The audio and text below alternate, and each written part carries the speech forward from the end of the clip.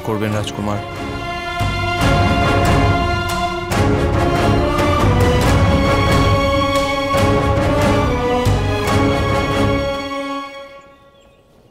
আমরা শ্রম দ্বারা অর্জন করি আর প্রেমের জন্য ত্যাগ করি। দান না নিতে পারি আর না দিতে পারি।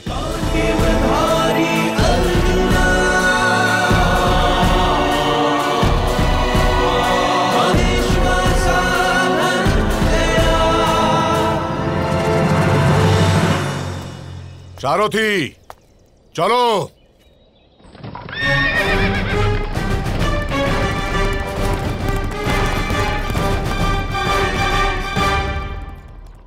যদি তুমি না আসতে আজ, তবে আমার হাতে এখানেই ওর মৃত্যু অনিবার্য ছিল। কিন্তু ভ্রাতা ভীম, আমরা ওকে ক্ষমা করে দিই না, আমি ক্ষমা করিনি, শুধু দণ্ড না দেওয়ার সিদ্ধান্ত নিয়েছি। তাহলে ক্ষমা করে কি লাভ ভ্রাতা ভীম? শত্রু সম্মুখে হলে তার দেওয়া ক্ষত স্মরণ না করা অত সহজ নয়। দুধ খাইয়েও যদি নেউলকে লালিত করা হয়, তবুও সে সাপকে দেখলে তাকে বধ করতে দৌড়বেই। আজন্মে শত্রু যে। আপনি যথার্থ বলছেন ভ্রাতা ভীম, এবার চলুন। কিন্তু ও এখানে এলো কেন? অবশ্যই রাজকুমারী দ্রৌপদীর স্বয়ংবরে অংশগ্রহণ করতে এসেছে। মহারাজ দ্রুপদ নিজের কন্যার বিবাহ এর সঙ্গে দেবেন? স্বয়ংবর যে স্ত্রী নিজের মন থেকে নিজের স্বামী চয়ন করে, কি জানি তার মনের কাকে ভালো লেগে যায়।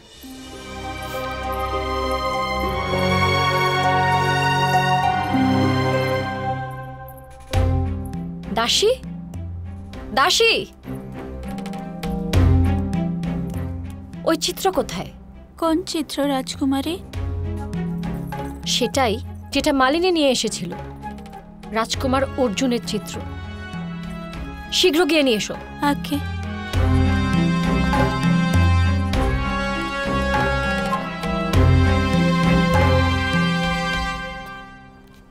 দ্রৌপদী, তুমি ওই চিত্র চেয়ে পাঠালে কিসের প্রয়োজনে? কাল যদি রাজকুমার অর্জুন রঙ্গস্থলে পদার্পণ করেন, তবে তুমি অবশ্যই চিনতে পারবে। আমিও তাই নিশ্চিত করতে চাই দিদি, যে আমি রাজকুমার অর্জুনকে চিনতে পারবো কিনা।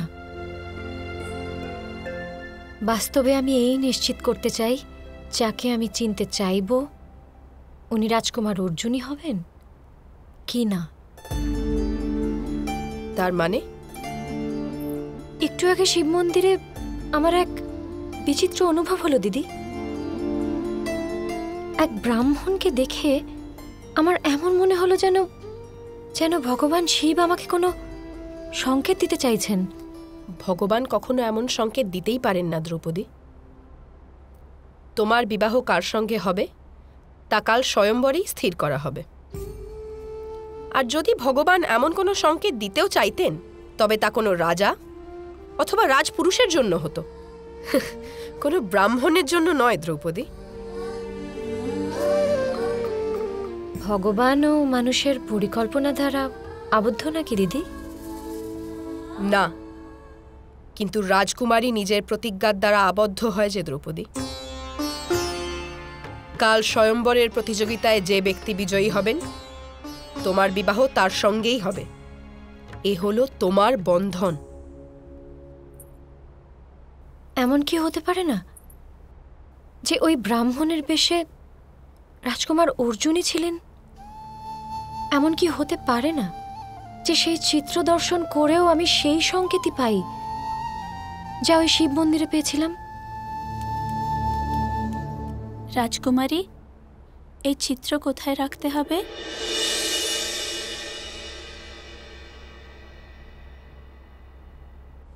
কি দ্রৌপদী, পেলে নাকি তুমি এমন কোনো সংকেত?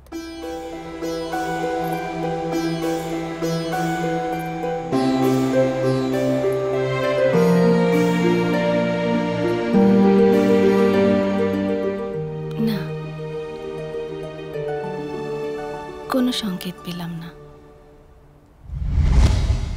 এই বেশে দেখে আমাদের কেউ চিনতে পারবে না মাতা, কিন্তু যদি ভ্রাতা ভীমের ক্রোধ নিজের সীমা অতিক্রম করে ফেলতো তবে আমাদের গোটা কাম্পিল্য চিনে ফেলতো। এই বেশ আমাদের মুখ লুকোতে পারে, স্বভাব আর গুণ নয়।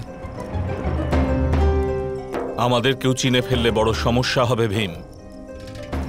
পিতামহ আমাদের হস্তিনাপুরে ফিরিয়ে নিয়ে যাবেন। আমরা যে ভয় পাচ্ছি সেই পরিস্থিতি উপস্থিত হলে কিছু করার থাকবে না। আমাদের শীঘ্রই কাম্পিল্য পরিত্যাগ করতে হবে পুত্রগণ। এখানে স্বয়ম্বরে অনেক রাজারা আসবে। নকুল আর সহদেবের মাতুল মদ্ররাজ যদি চিনে ফেলে, আর যদি কৃষ্ণ আর বলরাম এসে থাকে, তবে ওরা অবশ্যই অর্জুনকে চিনে ফেলবে। কিন্তু মাতা, আমি নগরীতে শুনে এলাম যে পাঞ্চাল রাজ এক কঠিন প্রতিযোগিতার আয়োজন করেছেন। এমন প্রতিযোগিতা যেখানে কেবল বিশ্বের শ্রেষ্ঠ ধনুর্বীরই বিজয় লাভ করতে পারেন।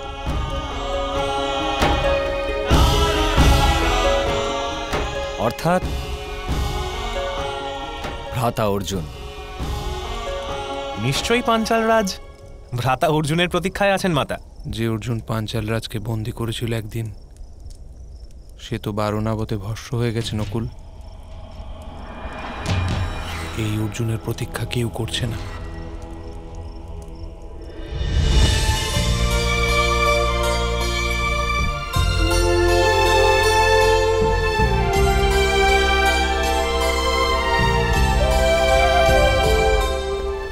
তুমি যদি শিব মন্দিরে যাও তবে ভগবান শিবকে জিজ্ঞাসা করো।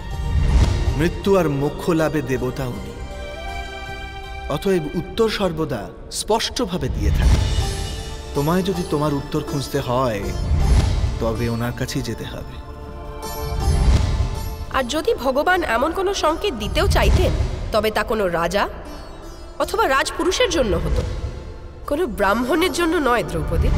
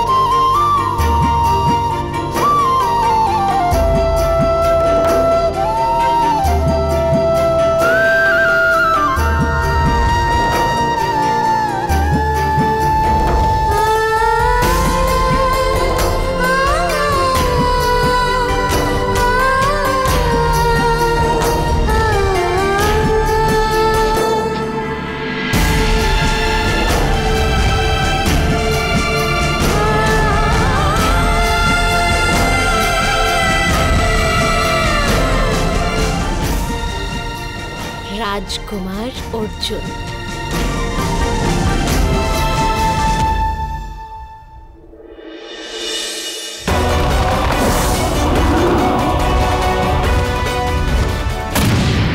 আকাশে প্রদক্ষিণ করছে যে মাছটি, এই জলাশয়ে সেই মাছের প্রতিবিম্ব দেখে ধনুর্ধারীকে সেই মাছের চোখে লক্ষ্য বের করতে হবে। আর যে ব্যক্তি এই প্রতিযোগিতায় বিজয়ী হবেন, আমার প্রিয় বোন তার গলাতেই বরমালা দেবে।